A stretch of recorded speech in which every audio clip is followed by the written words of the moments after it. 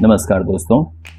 शरीर में वैसे कहा जाता है कि रोगों के जनक, जहां तक अभी तक हम बात कर चुके हैं कि लग्न और राशि बहुत अधिक द्योतक होती हैं कि आपके शरीर में कौन से रोग हो सकते हैं, तो कहीं नक्षत्र भी इसकी आइडेंटिफिकेशन तो आपको नहीं देते?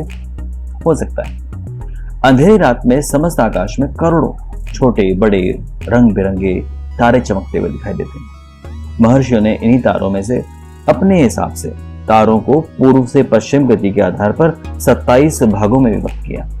अगर अभिजित को मिला दूं तो फिर 28 भाग बनते हैं। ये मालावत नक्षत्र 28 पूरे के पूरे जिस प्रकार से माला पिरोई जाती है, उसी प्रकार से पृथ्वी के आर पार आकाश में पूर्व से पश्चिम तक स्थित रहते हैं। एक नक्षत्र में कई तारों का समुदाय होता है और इन तारा समुदायों के अलग अलग चित्र आकाशीय परिवेश में बनते रहते हैं। जैसे कुछ घोड़े नुमा होते हैं तो कुछ गाड़ी नुमा होते हैं, कुछ अलग अलग आप देख पाएंगे। इन 27 नक्षत्रों का काम मील के पत्थर के जैसा ही होता है, जो हमें स्थिति का बोध कराता है। प्रत्येक नक्षत्र में 4 भाग होते हैं, जिसको कि हम लोग चरण नाम से जानते हैं। तो हर एक नक्षत्र के अंदर 4 चरण हुए। तो नक्षत्र मंडल के ऊपर नवांश मंडल होता है और बाद में 12 राशियों का राशि मंडल भी होता है। भारतीय ज्योतिष में नक्षत्रों का ज्ञान वैदिक काल से ही विख्यात रहा है।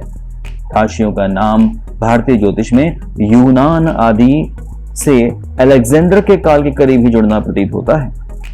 हर व्यक्ति का जन्म किसी न किसी एक नक्षत्र के अधीन ही होता है और भारतीय ज्योतिष की विचारधारा में नक्षत्रों का विस्तृत ज्ञान इतना समग्र है कि आप कह सकते हैं कि वो अपने आप में ही पुष्ट ज्ञान कहा जा सकता है।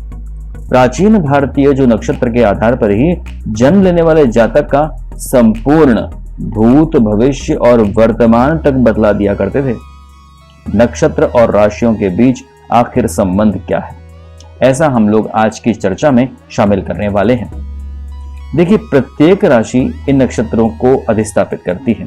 जैसे अश्विनी भरणी कृतिका प्रथम चरण तक मेष राशि को, कृतिका रोहिणी मृगशिरा 2 चरण तक वृष राशि को और मृगशिरा आर्द्रा पुनर्वसु 3 चरण तक मिथुन राशि को, पुनर्वसु पुष्य आश्लेषा कर्क राशि को, मघा पूर्व फाल्गुनी उत्तरा फाल्गुनी 1 चरण तक सिंह राशि को, उत्तरा फाल्गुनी हस्त चित्रा 2 चरण तक कन्या राशि को, चित्रा स्वाति विशाखा 3 चरण तुला राशि, विशाखा अनुराधा ज्येष्ठा वृश्चिक राशि, मूला पूर्वाषाढ़ा उत्तराषाढ़ा 1 चरण तक धनु राशि, उत्तराषाढ़ा श्रवण धनिष्ठा 2 चरण तक मकर राशि, धनिष्ठा शतभिखा पूर्व भाद्रपद 3 चरण तक कुंभ राशि और पूर्व भाद्रपद उत्तरा भाद्रपद और रेवती मीन राशि।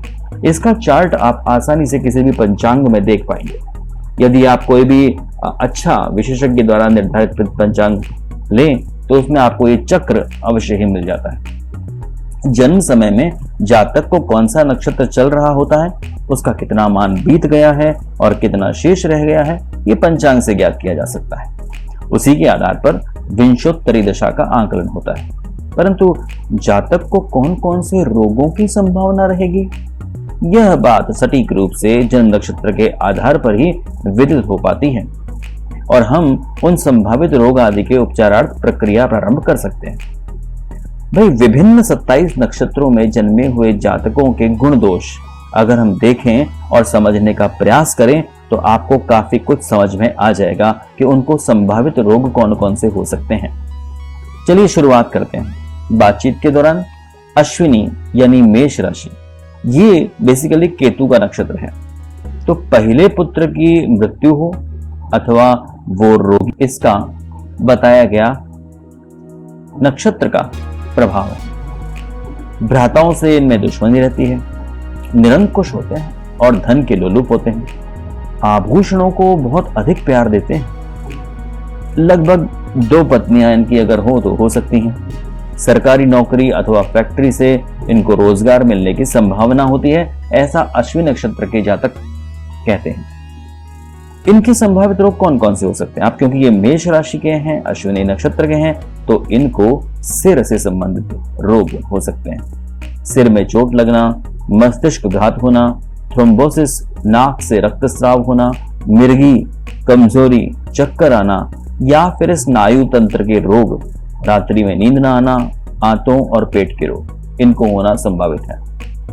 यदि कोई जातक भरणी नक्षत्र में पैदा होता है तो उसकी राशि हुई मेष। शुक्र का नक्षत्र है, महत्वाकांक्षी होगा, ऐश्वर्यवान होगा, बड़ा आनंद लेगा हर एक विधा में। खेलों में इनकी खासकर रुचि होगी। न्यायाधीश बन सकते हैं, वकील बन सकते हैं। हालांकि हर एक चीज को कुछ दिखावा करके पसंद करते हैं। इनके संभावित रोग कौन से हो सकते हैं?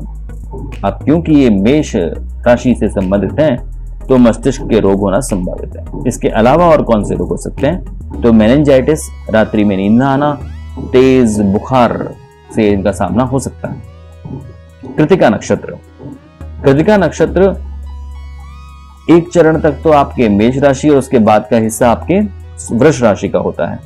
तो सूर्य का नक्षत्र है।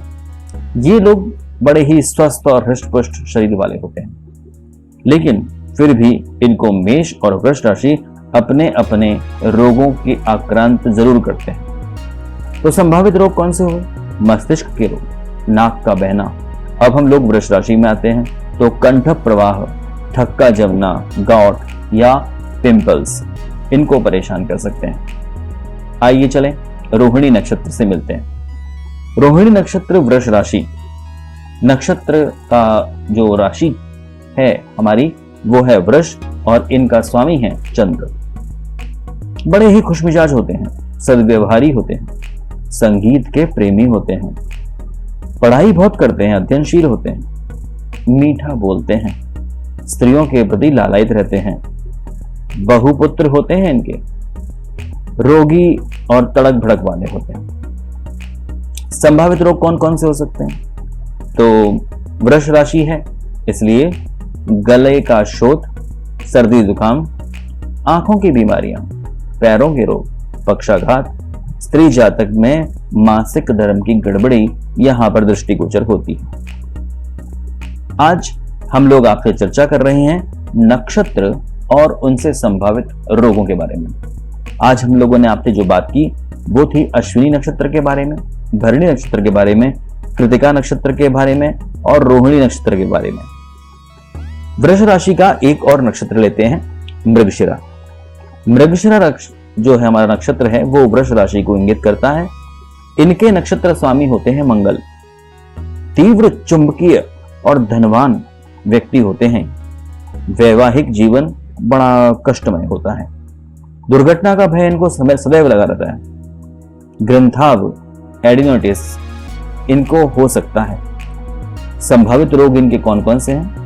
तो बुखार, नाक का बहना, घेंघा रोग, गॉइटर, हाथ की हड्डी का टूट जाना, कुछ गठिया की शिकायत, पॉलीपस की शिकायत या फिर गुप्तांगों की बीमारी इनको हो सकती है। आपसे कुछ और नक्षत्रों के बारे में बात करेंगे, यानी मिथुन राशि से लेकर के आगे वाले नक्षत्रों के बारे में, और नक्षत्र का नाम होगा आर्द्रा, जिसके बारे में हम चर्चा करेंगे लेकिन हमारे अगले एपिसोड में। आशा है आपको ये जानकारियां अवश्य ही पसंद आ रही होंगी।